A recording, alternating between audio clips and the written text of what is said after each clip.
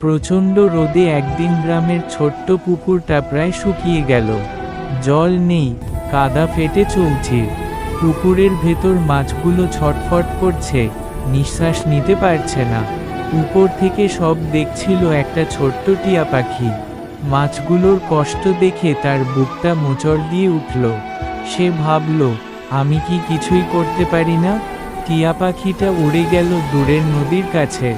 সেখানে পড়ে থাকা একটা ছোট বালতি দেখে সে ঠোঁটে করে ধরে আনলো। বারবার নদী থেকে জল আনলো, পুকুরে ঢাললো। রোদে তার ডানা ঝলসে যাচ্ছিল, তবুও সে থামেনি। একসময় পুকুরে জল জমতে লাগলো। মাছগুলো নড়াচড়া শুরু করলো। একটু পর তারা সাঁতার কাটতে লাগলো।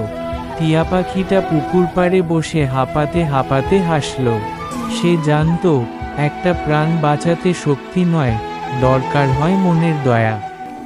শিক্ষা: ছোট প্রাণ হলেও ভালো মন থাকলে বড় কাজ করা যায়।